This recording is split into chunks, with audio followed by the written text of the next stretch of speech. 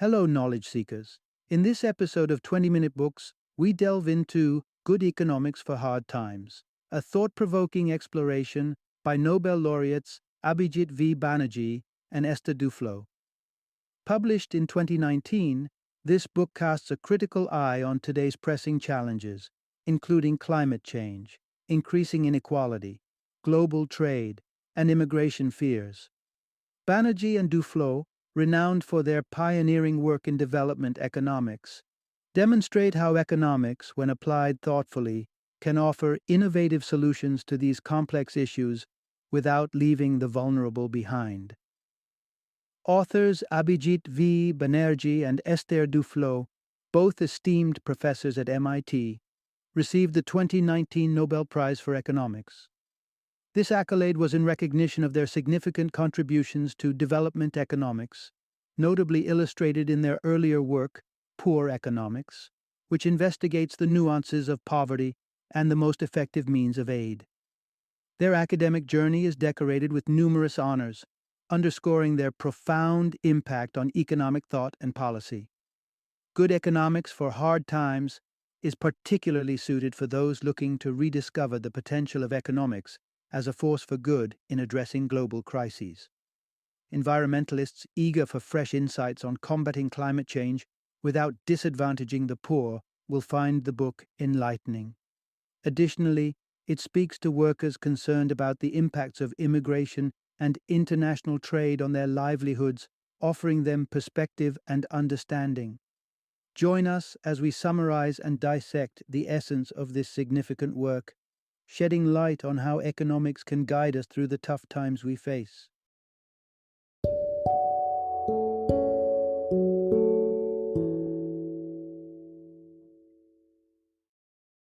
Good Economics for Hard Times, Better Answers to Our Biggest Problems. Introduction: Unlocking the Power of Economics to Heal the World's Woes. In times of turmoil, with headlines blaring warnings of immigration crises, the perils of protectionism, environmental doom, and an impending job apocalypse due to automation, it's easy to feel overwhelmed. It becomes a challenge to discern truth from sensationalism, and reasoned debate is often drowned out by political shouting matches. Amidst this noise, the voices of economists are frequently dismissed or misunderstood, categorized as being biased or excessively technical. Yet what if there were clarity amidst this confusion, offered by none other than two Nobel laureates in economics? In an exploration of Good Economics for Hard Times, we embark on a journey to demystify the complex world of economics, guided by the expertise of economists who've dedicated their lives to understanding how our world works, not just in theory, but in the messy, unpredictable reality of daily life. This narrative is not just about pointing out flaws in popular economic theories or exposing the partiality of politically charged economic policies. It's an invitation to rediscover the value of economics as a tool for solving some of the most persistent problems facing humanity. Here, you'll engage with the unexpected consequences of seemingly straightforward policies. For instance, learn how imposing tariffs on imports like Chinese steel could inadvertently lead to American farm workers losing their livelihoods, setting off a cascade of unintended effects across the economy. Delve into the fascinating world of automation and artificial intelligence, and understand why. Even as sophisticated robots begin to perform tasks like accounting, the future of dog walking is secure in human hands. One of the most contentious issues in modern politics, immigration, is also tackled with a fresh economic lens. Contrary to the fears often stoked by headlines, you'll discover how welcoming immigrants can actually bolster job prospects for local populations, turning a hot-button issue into a story of potential economic harmony. Good Economics for Hard Times is more than just a book, it's a beacon of hope, shining a light on how we can employ economic principles to address and solve societal challenges. Through down-to-earth insights and real-world examples, it challenges us to rethink our preconceived notions about what economics is and what it can achieve. Join us on this enlightening journey to uncover how, by embracing good economics, we can navigate through the hardest of times towards a brighter, more inclusive future for all. Part 1: Building Bridges of Trust, the crucial role of economists in today's world. Imagine a world where the voice of reason and logic rises above the clamorous din of political rhetoric. A world where economists, armed with data and insights, guide us through the maze of global challenges. However, there's a snag in this ideal scenario. People's trust in economists hovers just slightly above their faith in politicians, which is to say, not very high at all. This concerning distrust stems not from a lack of expertise on the economist's part, but from a communication gap and a perception of bias. The visibility of economists in the media tends to be skewed towards those with vested interests or those espousing polarizing views. Whether it's the corporate economist whose insights mysteriously align with the firm's bottom line, or the academic voicing radical opinions from either end of the political spectrum, the public is left wrestling with the feeling that economic advice is just another tool for partisan agendas. Moreover, even when well-intentioned economists endeavor to explain complex economic phenomena, their analyses often come across as esoteric or counterintuitive, conflicting with the populist narratives peddled by politicians. This disconnect fuels the perception that economists live in ivory towers, far removed from the realities of the average person. Yet, in the face of global crises, be it financial instability, environmental threats, or social inequality, the insights economists can offer are more critical than ever. So how do we bridge this chasm of distrust? The path forward requires economists to not only share their conclusions, but also to open up about their methodologies, thought processes, and the evidence that supports their findings. By making economics more transparent and accessible, they can demystify their work and show the public the rationale behind their recommendations. Equally important is humility. The realm of economic debate, much like political discourse, has become increasingly polarized, with little room for concession or uncertainty. Economists must embrace a culture of openness, readily acknowledging the limitations of their data and being prepared to adjust their views in light of new evidence. It's not about conceding defeat, but demonstrating a commitment to truth and intellectual integrity. Earning back the trust of the public won't happen overnight, but by prioritizing clear communication, transparency, and humility, economists can begin to reposition themselves as the impartial advisors and problem solvers we so desperately need. As they work to cross this divide, they not only elevate the discourse around critical issues, but also empower us all with the knowledge to make informed decisions about our collective future. Part 2: Unraveling the Myths, the real story behind immigration and economics. Immigration, a topic surrounded by heated debates and fiery political rhetoric, is often cast in a negative light by influential figures. High-profile politicians, including Donald Trump, have crafted a narrative of invasion, one where immigrants are portrayed as a relentless tide, undermining economies, snatching jobs from native workers, and eroding national identities. This narrative leverages a simplistic understanding of economic principles, specifically the law of supply and demand, to argue that an influx of immigrants equates to an oversaturated labor market, resulting in plummeting wages and rising unemployment among local citizens. However, when held up against empirical evidence, this argument begins to crumble. The assumption that the mere allure of financial gain is a universal motivator for migration is fundamentally flawed. Take, for example, the economic crisis in Greece in 2013. Despite facing severe financial hardship and having the legal right and means to move to more affluent European Union countries, only about 3% of the Greek population chose to relocate. This starkly contradicts the notion of mass migration in pursuit of economic opportunity. Moreover, the reluctance to migrate isn't just a phenomenon observed across international borders. Studies within countries like India have shown a similar pattern. Despite the potential to double their income by moving from rural areas in Bihar and Uttar Pradesh to urban centers, a vast majority of the population chooses to stay put. Such decisions highlight the powerful role of non-economic factors, family bonds, social networks, and the fear of the unknown that tether people to their homes regardless of financial incentives. These insights debunk the simplistic economic models politicians often use to stir public fear about immigration. The reality is that the decision to migrate is complex, driven by a myriad of factors beyond just the promise of higher earnings. It challenges the narrative that countries need to brace themselves against supposed waves of eager immigrants. Instead, it suggests a need for policies that understand and address the nuanced realities of migration, not to prevent it, but to harness its potential benefits.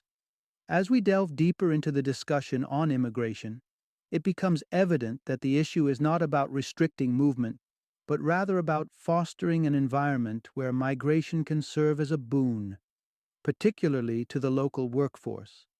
Contrary to the scaremongering, immigration holds promising prospects for economic growth and opportunities for unskilled workers in host countries. The key lies in dismantling the myths and looking at the evidence, moving towards a more informed and constructive dialogue on immigration. Part 3: Immigration, a catalyst for economic vibrancy and opportunity. Let's picture a scenario that might resonate with the fears stoked by some political narratives. You're working as a waiter in a town that has recently seen an influx of immigrants. Against the backdrop of dire warnings about job competition, you brace for the worst. But then, an unexpected twist unfolds. Your restaurant buzzes with more activity than ever. This surge in business is a tangible testament to an often overlooked aspect of immigration. Immigrants don't just contribute labor, they bring demand that revitalizes local economies. Immigrants inject vitality into businesses by frequenting cafes, restaurants, and local shops, creating a ripple effect that benefits everyone, especially low-skilled workers. But their impact doesn't stop there. Some of the most innovative and enterprising newcomers carve out niches for themselves by establishing their businesses, adding to the layers of economic dynamism. A telling point in this narrative is the fact that in 2017, close to half of America's top Fortune 500 companies had their origins in the dreams of immigrants or their descendants. Icons of industry and innovation such as Steve Jobs, with familial roots in Syria, and Henry Ford, whose lineage traces back to Ireland, exemplify the profound contributions of immigrant entrepreneurs. The fear that immigrants will displace local, low-skilled workers is rooted in misconceptions and overlooks critical realities. Beyond the economic stimulus they provide, immigrants rarely oust native workers from their roles due to a significant factor: the indispensable value of social networks and local know-how that native workers possess. Employing someone is a decision layered with considerations beyond mere cost efficiency. Employers prize reliability, work ethic, and fit within the team, qualities often vouched for through personal recommendations or prior local experience.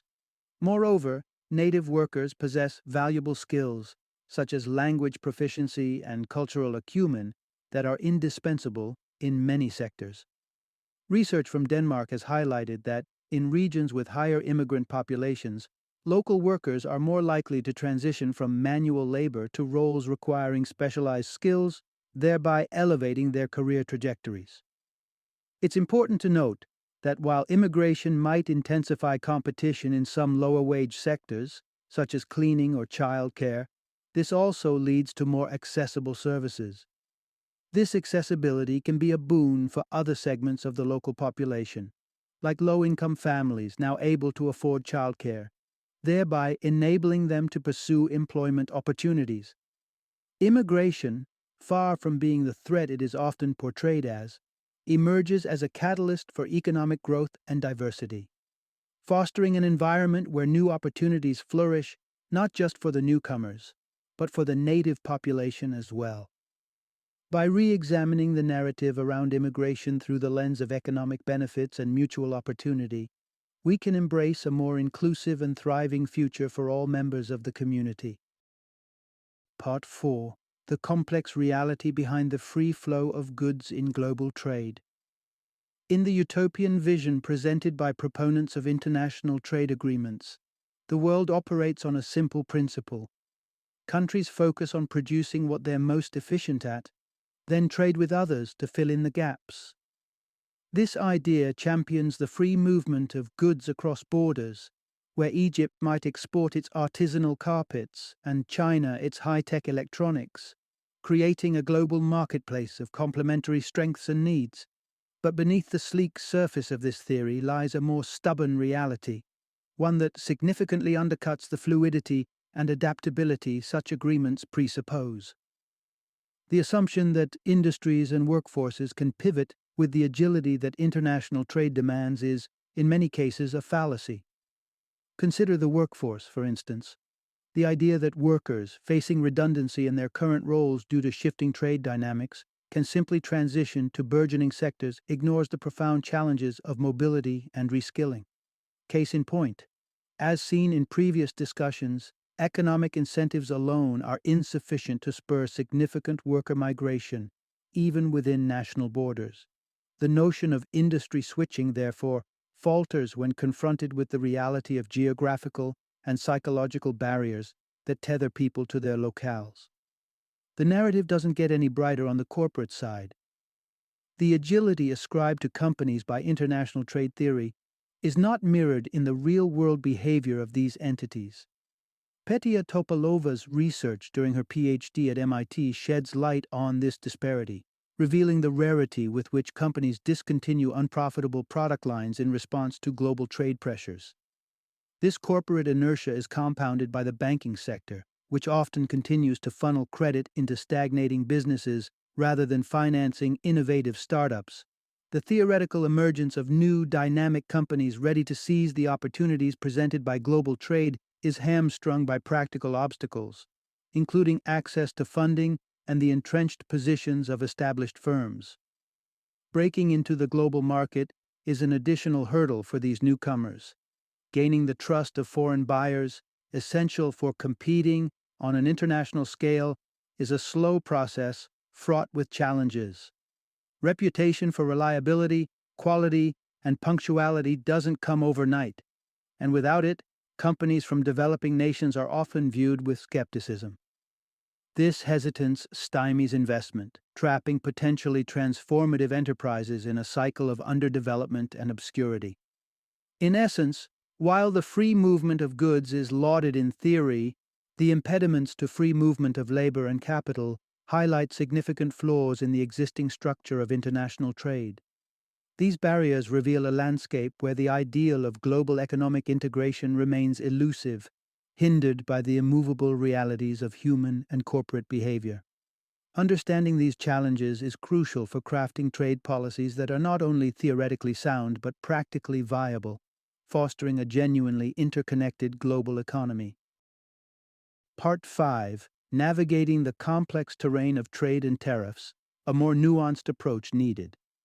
In a scene that captured the attention of many, Donald Trump, flanked by steelworkers, confidently announced the imposition of substantial tariffs on imported aluminum and steel from China in 2018. This move, ostensibly aimed at protecting American jobs, was met with mixed reactions. On the surface, the logic appears straightforward. Safeguarding local steel jobs through tariffs should, in theory, increase demand for domestic steel, thus preserving the livelihoods of those in the industry.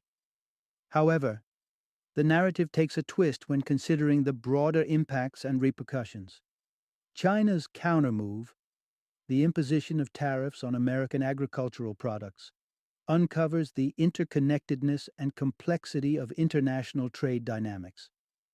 Given that a significant portion, 16% of U.S. agricultural exports, are destined for China, these retaliatory tariffs have dire consequences for American farm workers, setting off a domino effect that extends far beyond the steel industry. This scenario illustrates the limitations of a protectionist approach. While it may offer temporary relief to specific sectors, it fails to account for the intricate web of global trade relations and the potential for adverse outcomes on other sectors of the economy. The phenomenon known as the China shock provides a stark example of the devastation that can ensue from the upheaval of local industries due to competitive pressures from cheap imports. The town of Brewston, Tennessee, serves as a sobering case study where the closure of a major factory not only led to widespread job losses but also precipitated the economic decline of the entire community. Such scenarios highlight the profound and far-reaching impact of global trade dynamics on local economies and underscore the complexity of finding sustainable solutions. Addressing the fallout from these economic shifts requires more than just tariffs or protectionist measures. It calls for comprehensive support structures to aid those displaced by the changing landscape of global trade. The Trade Adjustment Assistance (TAA) program in the U.S. is a step in the right direction, offering a blend of unemployment insurance extensions, training programs, and relocation assistance. However, the effectiveness of such initiatives is hampered by insufficient funding and resources. The challenge lies in crafting policies that not only provide immediate relief to affected sectors, but also invest in the long-term resilience and adaptability of the workforce. This involves a delicate balance between protecting local industries and engaging constructively with the global economy. Rather than retreating behind tariffs, the focus should shift towards empowering workers through education, skills development, and support mechanisms, enabling them to navigate and thrive in the ever-evolving economic landscape. In essence, the solution to the disruptions caused by global trade is not found in isolationism, but in fostering a workforce that is versatile, skilled, and equipped to meet the demands of the new economic realities. This approach requires a nuanced understanding of trade dynamics and a commitment to investing in the human capital at the heart of the economy. Part 6. Bridging the Gap, Combating Climate Change and Economic Inequality Together. In the waning months of 2018, the Yellow Vest movement in France underscored a critical tension at the heart of modern environmental policy. Sparked by a proposed gasoline tax, the protests captured a widespread sentiment. The fight against climate change seemed to disproportionately burden the less affluent, who relied on their vehicles for daily survival, while the elite remained insulated from such measures. This episode illuminates a deeper, often overlooked truth. The battle against climate change and the struggle against economic inequality are inextricably linked. The dichotomy presented between safeguarding the future of our planet and protecting current economic interests, particularly those of the lower socio-economic strata, is a false one. Not only is this an oversimplification, but it also ignores the reality that the poor are already shouldering the heaviest consequences of climate change. Consider the impact of rising temperatures on different parts of the world. A slight increase in Scandinavia might be welcome, but for countries near the equator like India, even a marginal rise can render the climate oppressively hot. The disparity in resources to combat these conditions is stark. While a vast majority of American households have access to air conditioning, only a fraction of Indian families enjoy such relief. The prevailing notion that economic expansion is an unalloyed good complicates efforts to address climate change. The imperative to curtail energy consumption clashes with fears of economic repercussions, particularly for the economically vulnerable. How, then, can we reconcile these competing demands? The solution lies not in choosing between protecting the planet and safeguarding the economy, but in recognizing the mutual benefits of addressing both issues concurrently. This approach requires a commitment to reducing emissions in affluent countries while also supporting the developing world, which bears the brunt of environmental degradation. A case in point is the potential for wealthier nations to finance the distribution of environmentally friendly air conditioners in hotter climates, thus mitigating both HFC gas emissions and providing immediate relief to those most affected by heat waves. Addressing climate change equitably involves a comprehensive strategy that seeks not only to reduce emissions, but also to foster economic resilience in vulnerable populations. It necessitates a bold reimagining of global wealth distribution, calling on wealthier countries to shoulder a fair share of the costs associated with transitioning to a more sustainable yet inclusive economic model. Ultimately, the fight against climate change cannot be decoupled from the fight against economic inequality. It demands a holistic approach that recognizes the interconnectedness of these challenges and strives towards solutions that advance the well being of both our planet and its inhabitants. Part 7: The evolving challenge of AI and automation in the workforce.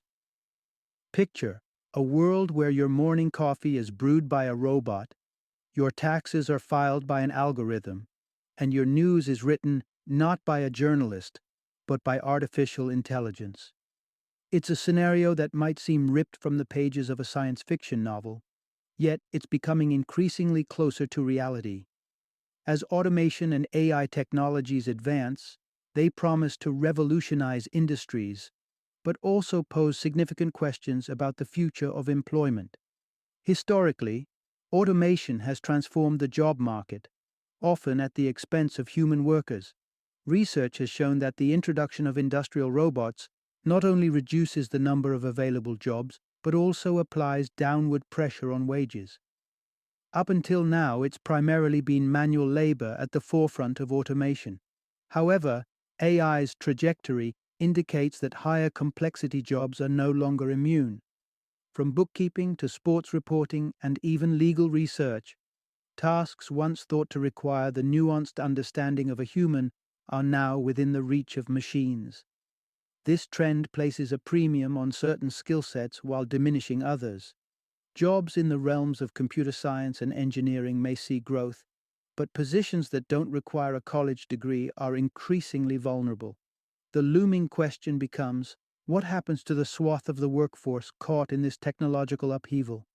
The financial incentives for companies to choose robots over people, even when robots are not necessarily more efficient, complicate the issue further. Robots don't require health insurance, they don't take maternity leave, and they aren't subject to payroll taxes. To counter this trend, some propose a tax penalty for organizations that opt for automation in roles that could feasibly be filled by humans. Such a measure aims to ensure that technology serves to augment rather than replace human workers. Yet, the challenge of distinguishing between tools that replace and those that enhance human work remains. As technology becomes more integrated into every aspect of work, drawing the line between human and machine becomes increasingly complex. Addressing the challenges presented by AI and automation calls for a nuanced understanding of their potential impacts on the job market. While it's clear that certain jobs may become obsolete, the focus should shift toward creating opportunities for humans to work alongside machines. The goal is not to halt progress, but to navigate it in a way that values human contribution and promotes economic equality. However, as we'll explore further, technological advancements aren't the sole drivers of inequality. Much also depends on the structure of social policies and the broader economic system. Part 8: Tracing the Roots of Economic Inequality Beyond the Age of Robots. In a world where discussions about economic inequality often veer towards the impact of robots and artificial intelligence, it's crucial to remember that this issue has deeper, more historical roots. Robots, while symbolizing the pinnacle of technological intrusion, are just the latest chapter in a story that began long before digital self-checkouts graced our supermarkets. The narrative of economic inequality, particularly in the United States, is both profound and long-standing. Up until the late 20th century, the wealth gap was showing signs of narrowing. From a high in 1928, where the wealthiest 1% of Americans held 28% of the national income. This figure had reduced significantly by 1979. However, the onset of the 1980s marked a dramatic shift in economic policy and ideology. leading to a resurgence of levels of inequality comparable to those of the pre-Depression era. Since then, wealth inequality has not just returned to previous highs but has nearly doubled. What underpins this sharp divergence? A change in policy direction is a significant factor. The 1980s saw the rise of leaders like Ronald Reagan and Margaret Thatcher, who championed tax cuts for the wealthy under the guise of trickle-down economics, a theory suggesting that benefits for the wealthy will eventually make their way to the lower rungs of society. Yet, the reality of trickle-down economics has proven quite different. While the incomes of the wealthiest skyrocketed, wages for the working and middle classes stagnated. Adjusted for inflation, the average wage in 2014 was no higher than it was in 1979. For the least educated workers, the situation was even grimmer, with real wages significantly lower in 2018 than they were in 1980. This period also reinforced the notion that high earners deserved their wealth due to their talent and hard work, promoting a culture where CEO bonuses in finance, often disconnected from actual performance, burgeoned. The alignment of CEO compensation with company market value meant that as a company prospered, so too did its top executives, irrespective of their contribution to that success. Meanwhile, the wages of lower-level employees remained stagnant or even decreased, exacerbating the income divide. The stark disparity in earnings between the top echelons and the rest is a pressing issue that undermines social cohesion and economic stability. Addressing this chasm requires a concerted effort to recalibrate the tax system, ensuring that wealth is more equitably distributed. Only through such measures can societies hope to tackle the underlying causes of economic inequality, an endeavor that transcends the boundaries of technological advancement and delves into the core of our economic and social policies. Part 9. Rebalancing the Scales. The Role of Taxation in Addressing Economic Inequality. In the quest to mitigate economic disparities, taxation emerges as a vital tool for redistributing wealth and narrowing the chasm between the highest earners and the broader workforce. Research underscores a compelling correlation. When tax rates for the top 1% climb to 70% or above, income equality tends to improve. The rationale is straightforward.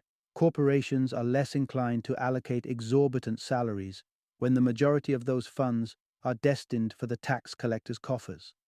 This approach isn't mere theory. Examples abound globally. Nations such as Germany, Spain, and Denmark, which have adhered to higher tax brackets for their wealthiest citizens, boast a significantly smaller wage gap in comparison to countries like the United States, Canada, and the United Kingdom, where tax cuts for high earners have been the norm since the 1970s. Yet, addressing the roots of economic inequality necessitates more than merely taxing top incomes. A holistic strategy calls for a broader tax base that includes wealth taxes targeting the substantial assets of the ultra-rich. Envision the impact of a 2% tax on individuals possessing assets exceeding $50 million, coupled with a 3% levy on billionaires. Over a decade, such measures could mobilize a staggering $2.70 trillion, funds that could dramatically enhance public services, support individuals impacted by globalization, and invest in essential sectors like housing and education. However, the journey to a more egalitarian society requires contributions not just from the wealthiest, but from the populace at large.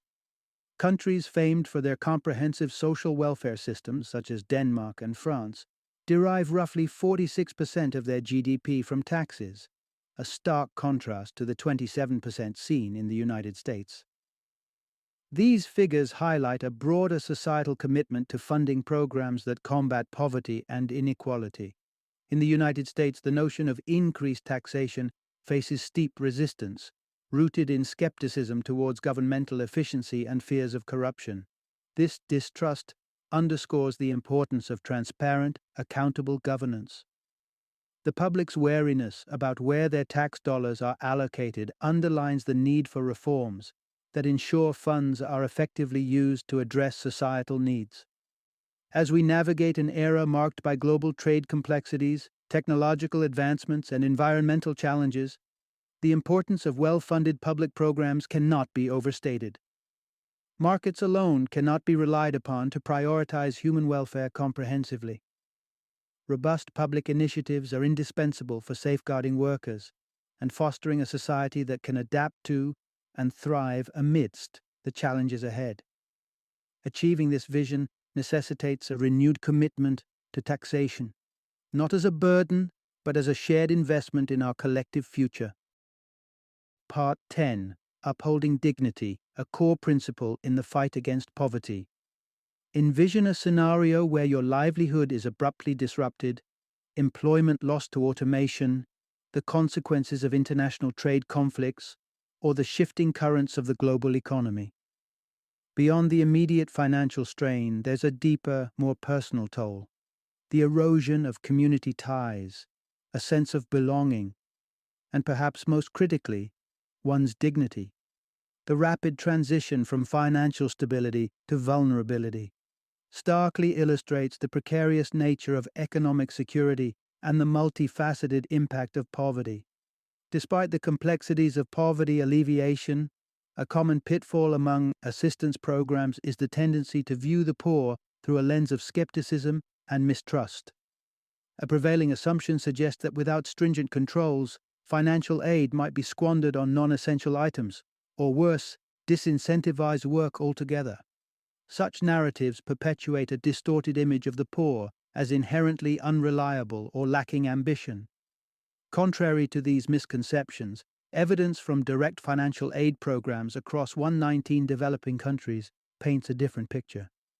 These initiatives reveal significant improvements in nutrition and health among the recipients, without an uptick in spending on substances like alcohol and tobacco. Furthermore, the concern that unconditional financial support might deter individuals from working is unfounded. Research, including an experiment from Ghana involving one of the authors, demonstrates that financial aid can, instead, catalyze productivity and innovation. Participants provided with both a monetary stipend and assets, such as goats, not only engaged more actively in their tasks, but also produced work of higher quality. These findings suggest that far from promoting idleness, financial assistance can alleviate the stresses of poverty, empowering people to pursue new opportunities, enhance their skills, or even relocate in search of better prospects. The challenge, then, is not about crafting a universal blueprint for eradicating poverty, a feat made impossible by the diverse socioeconomic landscapes across the globe. Instead, it's about carefully considering the social context of each community and prioritizing the agency and dignity of those in need. Policies and programs must be designed with the understanding that respect for the individual is paramount and that the economically disadvantaged are capable of making wise decisions for their families and futures when given the opportunity. Empowering the poor isn't just about providing financial resources. It's also about reinstating a sense of self-worth and autonomy, thus enabling them to chart their own paths out of poverty. This approach not only addresses the material aspects of poverty, but also affirms the intrinsic value and dignity of every individual, laying a more robust foundation for sustainable upliftment. Part 11. Healing the Divides, the Path Toward a More United Democracy. In recent years, a disconcerting trend has emerged in the United States, with the FBI reporting a 17% increase in hate crimes in 2017 alone, the third year of consecutive growth after a period of stagnation or decline. This uptick prompts a deeper interrogation into the roots of prejudice and division. What drives an individual to harbor hatred towards others based on race, immigration status, or socioeconomic class? Are these sentiments innately programmed, or are they a reflection of broader societal influences, such as media representation and political rhetoric? Attributing prejudice solely to innate human traits oversimplifies the issue, neglecting the critical role of social context and history. Conversely, blaming media and political figures exclusively risks underestimating individual discernment and autonomy. The reality is nuanced, with personal preferences and perceptions being significantly shaped by the social groups we identify with and the communities we are part of. Within these echo chambers, opinions, untested against dissenting perspectives, are fortified, leading to a homogenization of beliefs that seldom encounters challenges. This social polarization extends even to scientifically substantiated issues like global warming, with opinions split along partisan lines. About 41% of Americans acknowledge human-induced climate change, while an equal proportion either deny its occurrence or attribute it to natural cycles, a division sharply aligned with political affiliations. Social media platforms exacerbate this division, acting as amplifiers for existing biases by curating content that aligns with our preconceived notions and shielding us from opposing viewpoints. The consequence is a democracy fragmented by ideological silos, where dialogue is supplanted by a battle for ideological supremacy.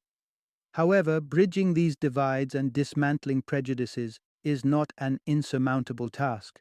Meaningful change is possible through exposure to a diversity of perspectives and experiences. Academic institutions, with their blend of backgrounds and ideas, serve as crucial arenas for this exposure. Similarly, neighborhoods that nurture a mix of socioeconomic statuses offer valuable opportunities for interaction among varied demographics.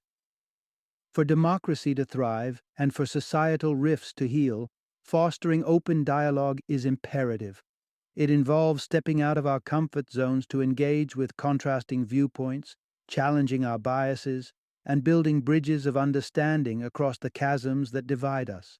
In doing so, we pave the way toward a democracy marked not by fragmentation and discord, but by unity and a shared commitment to mutual respect and empathy. Final summary. In the contemporary discourse surrounding economics, a discipline often misunderstood or maligned, lies the potential for profound insights into addressing the critical dilemmas of our era. From the intricate dance of global trade and its impact on employment, to the formidable challenge of climate change, and the perturbations caused by advancements in artificial intelligence, economists offer invaluable perspectives on navigating these waters. Yet, realizing effective solutions to these complex issues necessitates an active and thoughtful intervention from governments worldwide.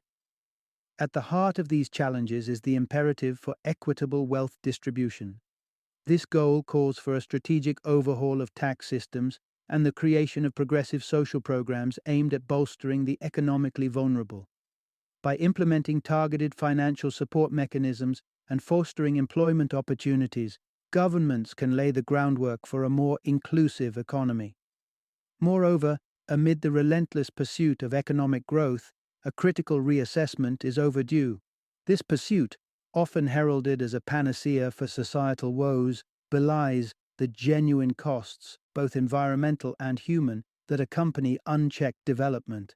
As such, a shift in perspective is essential, one that prioritizes sustainable progress and the well-being of all citizens over mere financial metrics. In navigating the intersecting challenges of economic inequality, climate change, AI's rise, and the precarious nature of contemporary employment, a multifaceted approach is required.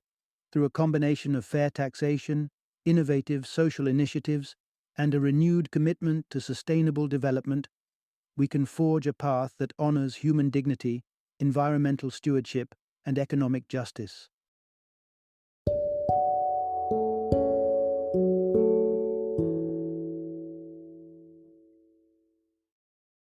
Thank you for joining me today on this journey of learning and discovery as we explored the insights of another thought-provoking book in our growing library of knowledge. If you've enjoyed our time together, please take a moment to follow our podcast, give us a 5-star rating, and share 20-minute books with other knowledge seekers. Your support truly means a lot. Don't forget to join me again in the next episode, where we will delve into another enriching book. Until then, happy reading and happy listening.